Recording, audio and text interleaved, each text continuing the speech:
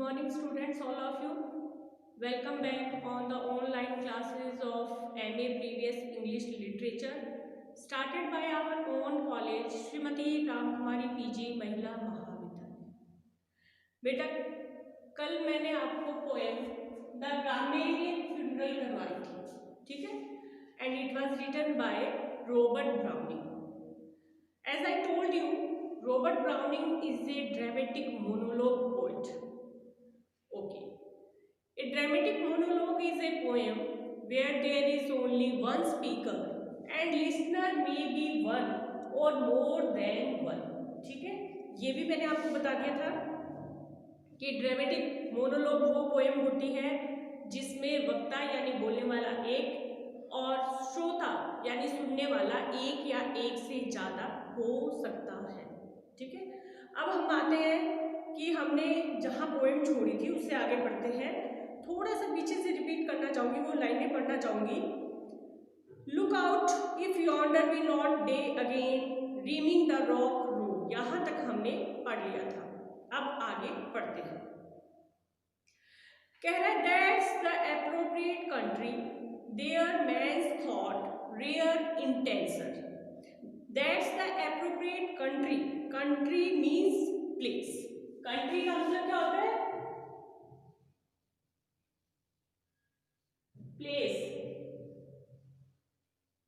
Place, ठीक है, place. There man's thought, ऐसा व्यक्तियों ने सोचा. Rare intention. Rare means nobler. Rare का मतलब क्या होता है? नोबलर. ठीक है. इंटेंसर. इंटेंसर का मतलब होता है deeper.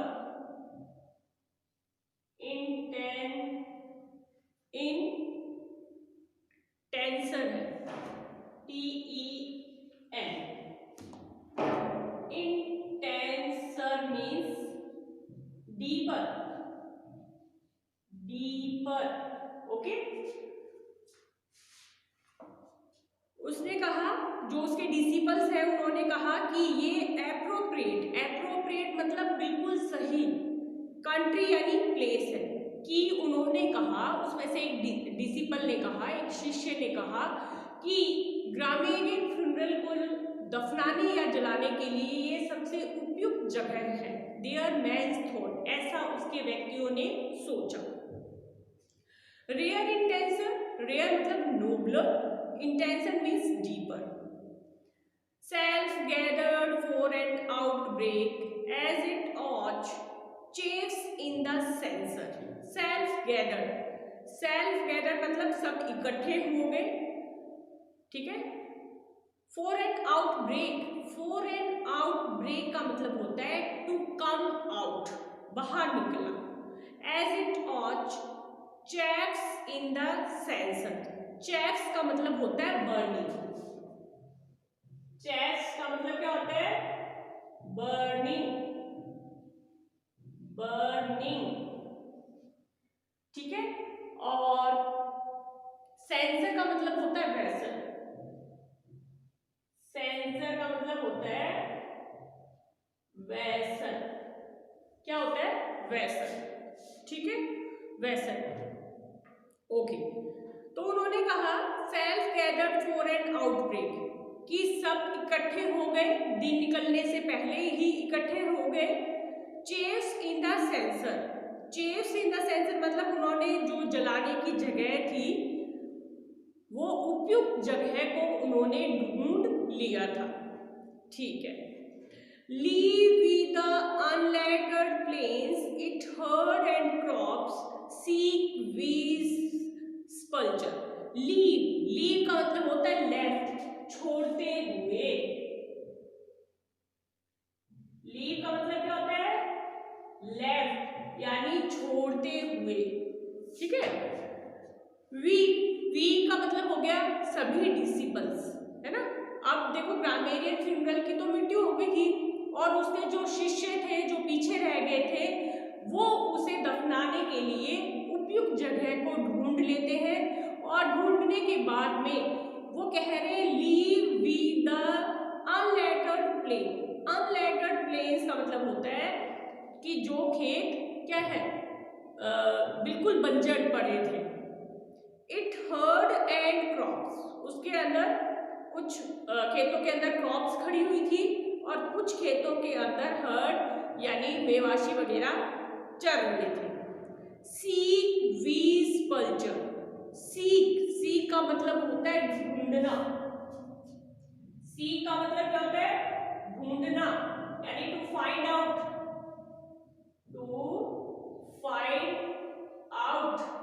To find out. Okay, we sepulture,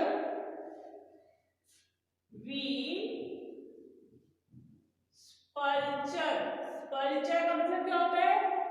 sepulture का मतलब होता है burning place,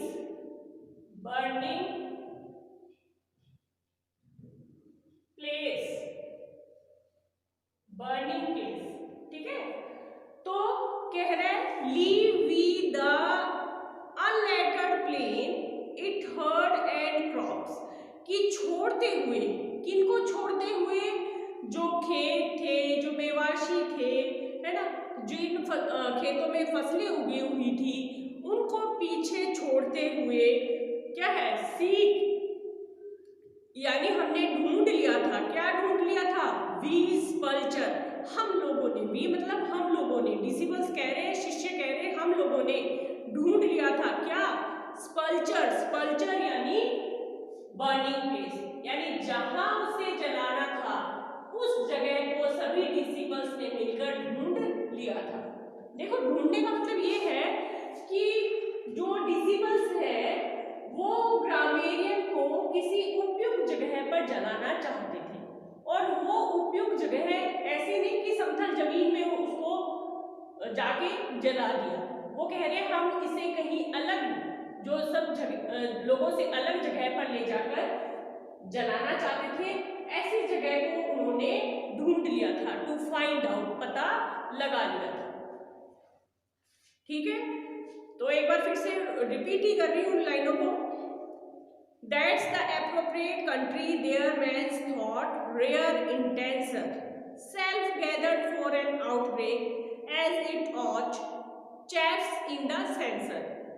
Leave with the unlettered plain, it herd and crops, seek weeds pulcher.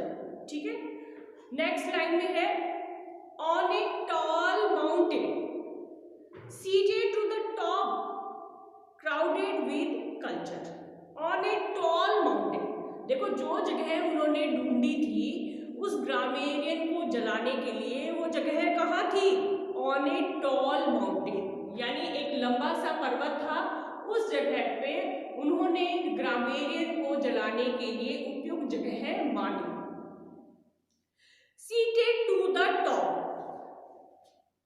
Seated का मतलब होता है बेटा, ये ई है। सीटेड का मतलब होता है situated,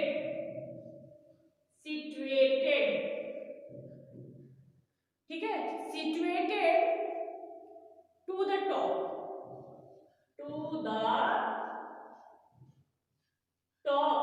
situated to the top, यानी वो जगह कहाँ थी? टॉप के ऊपर स्थित थी। अभी तक उसने बताया कि हमने एक लंबे से माउंटेन यानी पहाड़ को ढूंढ लिया था। उस पहाड़ के जो सबसे टॉप के ऊपर जगह थी, सबसे ऊपर जो जगह थी, उसको उन्होंने उपयुक्त माना। किन्होंने उपयुक्त माना?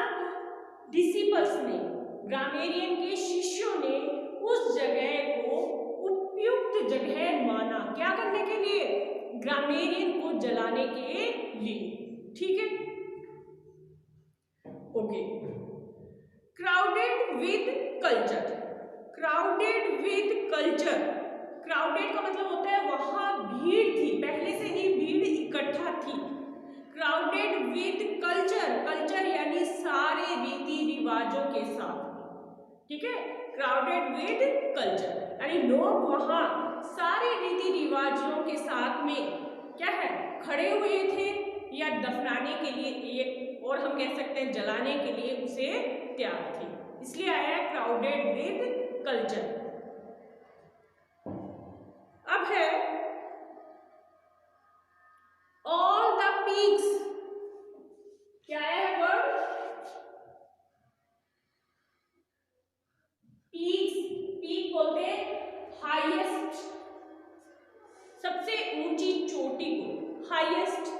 ठीक है, highest part of the mountain, peak, चोटी, सबसे ऊंची चोटी।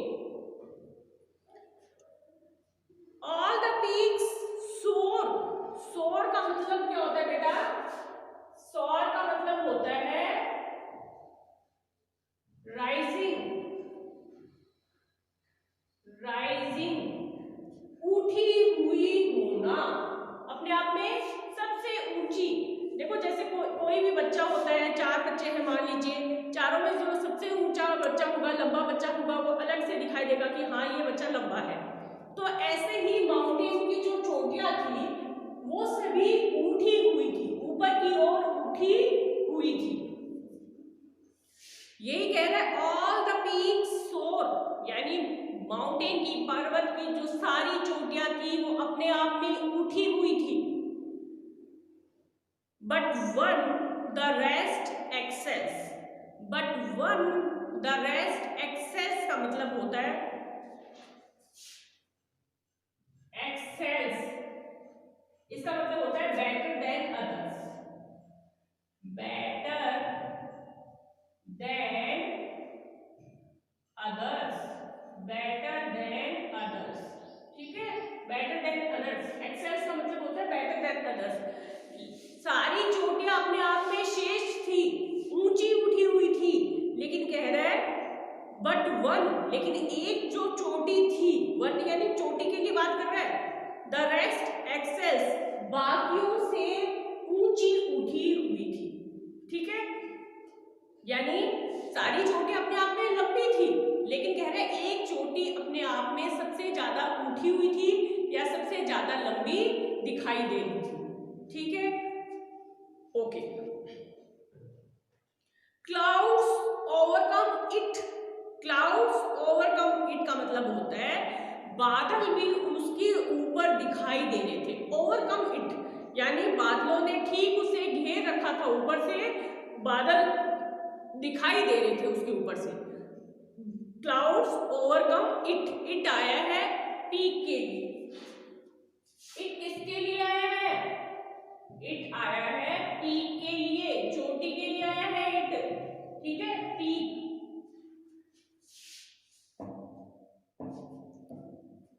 All the peaks soar but one the rest excess, clouds overcome it, यानी सारी चोटियां अपने आप में ऊंची लंबी दिखाई दे रही थी, लेकिन एक चोटी बाकी चोटियों से लंबी थी, अत्यधिक लंबी थी। क्लाउड्स ओवरकम इट, और उसके ऊपर बादल छाए हुए थे, यानी ऊपर से बादल दिखाई दे रहे थे, ऐसा लग रहा था मानो वो चोटी बादलों को छू रही हो। लेकिन आप और हम सब जानते हैं कि चाहे कितनी भी लंबी चोटी क्यों ना हो, पीक क्यों ना हो, वो कभी बादलों को छू नहीं सकती, क्योंकि बादलों की कोई सीमा ही नहीं होती है ना। जैसे जैसे हम ऊपर जाएंगे तो हमें लगेगा और ऊंचे हैं बादल, थोड़े से ऊंचे और हैं, तो हम कभी छू नहीं सकते। लेकिन ऐसा कहा गया है राइटर के द्वारा, पोएट के द्वारा, कि इतनी लंबी थी वो चोटी, मानो ऐसा लग रहा था कि वो बादलों को छू रही हो, है ना, उसके ऊपर बादल दिखाई दे रहे थे। अब है no yonder sparkle is the citadel circling its summit, no yonder sparkle, sparkle का मतलब होता है शाइनिंग, ठीक है, स्पार्कल, स्पार्कल का मतलब होता है शाइनिंग, क्या होता है? शाइनिंग, ठीक है, स्पार्कल का मतलब होता है शाइनिंग, ओके। अब कह रहा है no yonder sparkle is the citadel circling its summit, circling its summit, इसका मतलब क्या होता है? इसका मतलब होता है the highest point of the mountain, circling its summit, SUMMIT, ठीक है।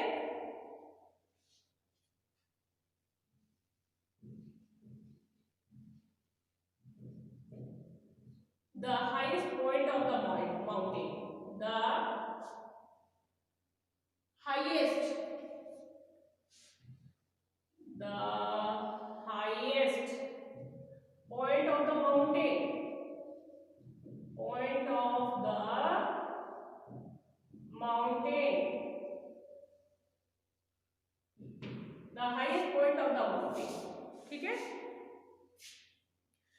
No yonder sparkle is the citadel circling its summit।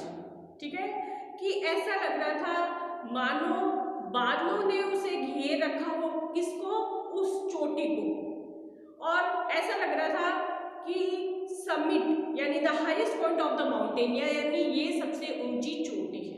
ठीक है ना, वो पहले भी बता चुका है कि बाकी चोटियों से वो बहुत लंबी दिखाई दे रही थी, और अब कह रहे हैं कि वो ऐसा लग रहा था मानो सबसे ऊंची चोटी हो, the highest point of the mountain. अब कह रहा है thither our path lies, wind we up the heights, wait ये the morning, our low life was the levels and the nights he is for the morning. Very important stanza of the poem. मैं लिखती हूँ यहाँ सारा रख करके इस वाली लाइन को, ताकि आपको थोड़ा समझ में आए।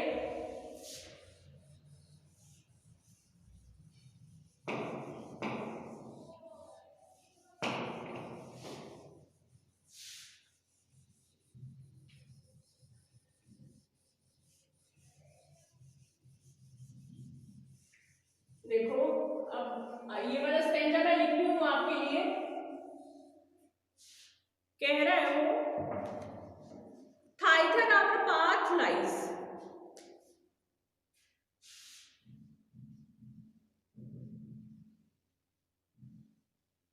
थाइथन our path lies, okay, thighten our path lies, wind we up the heights, wind we up the heights, wind we up the heights, okay, wind we up the heights, wait ye the warning, wait ये the wait, क्या लिखा है, wait ये the warning,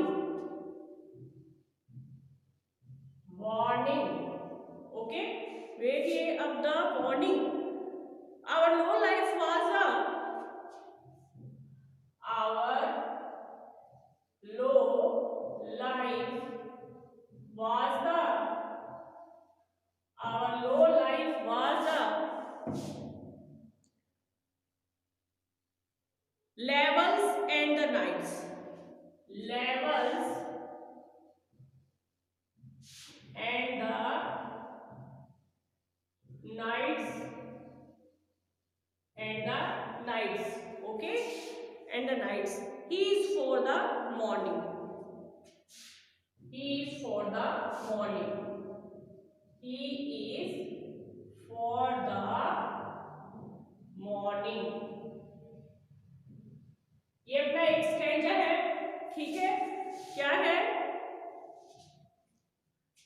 थाइथर our path lies, wind we up the heights, wait ये the morning, our low life are the levels and the nights is for the morning.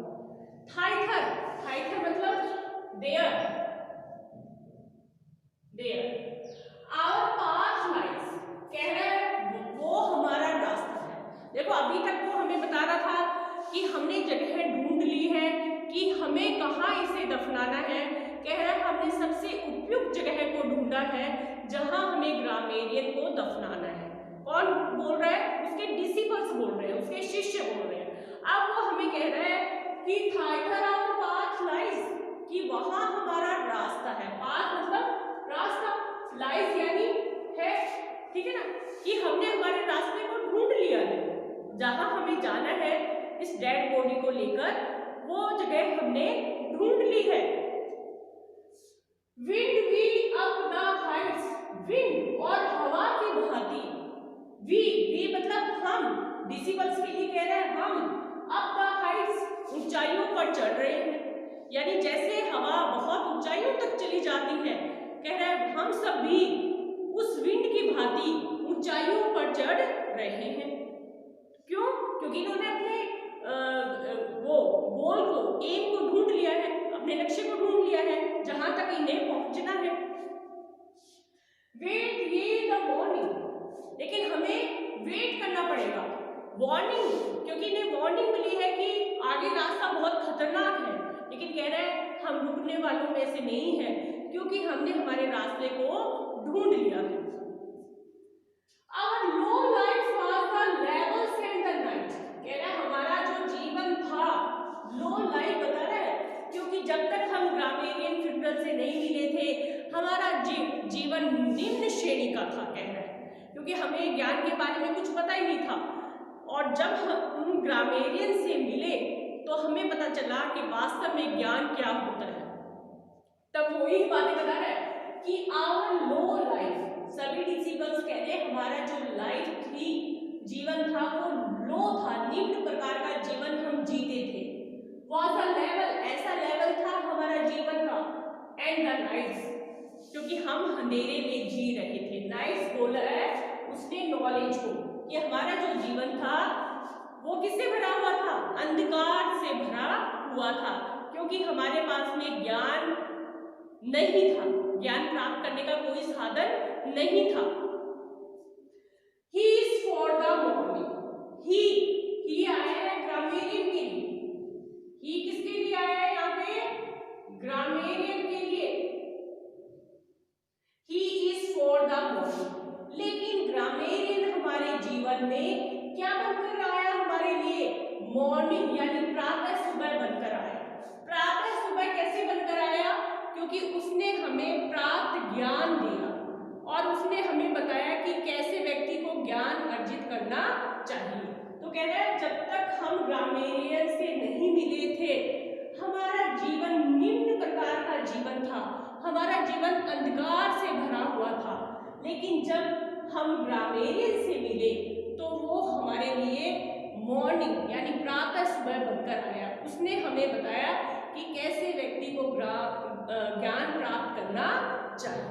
ठीक है, तो ये अपना स्टैंजा है, ये इंपॉर्टेंट है थोड़ा, इसलिए मैंने लिखा है इसके ऊपर। Okay, he is for the morning. अब देखो बेटा इसमें कुछ अपनी काम की चीजें आ रही हैं, वो बता रही हूँ मैं आप लोगों को। एलिट्रेशन वगैरह आया है तो हम देखते हैं कि कहाँ कहाँ आया है, थोड़ा ढूंढते हैं हम हमारे एलिट्रेशंस को। देखो इसमें है कहीं, Thither our path lies, wind we up the heights। wind we में एलिट्रेशन है, बिल्कुल है, क्योंकि विंड और वी, तो यहां मैं लिख रही हूं आपका विंड वी, क्योंकि विंड में भी डब्ल्यू आया है, वी में भी डब्ल्यू है, तो आप लिख सकते हो the poet uses alliteration, the poet uses alliteration, the poet uses alliteration. ठीक है, नेक्स्ट लाइन देखते हैं, wait in the morning our low life, इसमें भी एलिट्रेशन है, लो लाइफ में, लो लाइफ में एलिट्रेशन है, एलिट्रेशन का यूज हुआ है, क्योंकि लो में एल, लाइफ में एल, एलिट्रेशन का यूज हुआ है। ठीक है, और नेक्स्ट लाइन अगर हम देखें, इज फॉर द मॉर्निंग, इसमें कोई एलिट्रेशन का यूज नहीं हुआ है। ठीक है, तो ये अपने एलिट्रेशन विंड वी और लो लाइफ में हुआ है। ठीक है, तो इस पैराग्राफ को थोड़ा आपने देखा ध्यान से। ठीक है,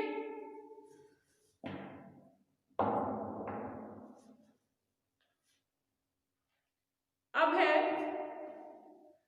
step to a tune, square chest, erect each head, where the B holders, this is our master, famous, calm and dead, borne on our shoulders. Very important, ठीक है, बहुत इंपॉर्टेंट आ रहे हैं ये आपके, यानी हर लाइन में अपने आप में बहुत इंपॉर्टेंट है। देखना थोड़ा सा, इसको भी थोड़ा लिख के बता दूं तो ताकि आपको समझ में आए अच्छे तरीके से।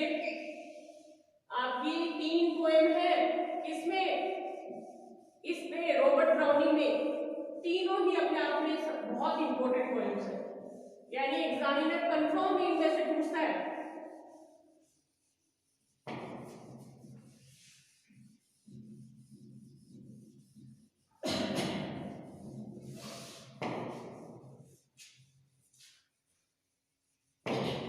देखो बेटा, कह रहे step to a tune, square chest, erect each head, where the B holders.